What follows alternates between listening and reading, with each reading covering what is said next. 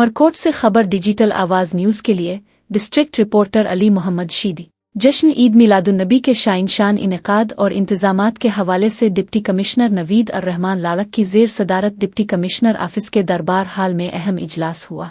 इजलास में SSP Azeer Ahmed Memon, assistant commissioners, DHO army, municipal education और दीगर महकमों के अफसरान के साथ उलमा किराम ने शिरकत की।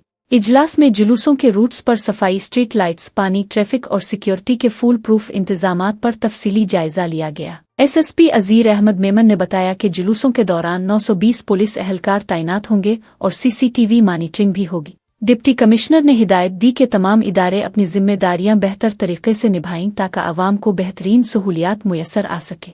उलमाए किराम ने इंतजामिया को मुकम्मल ताउन की यकीन दहानी कराई।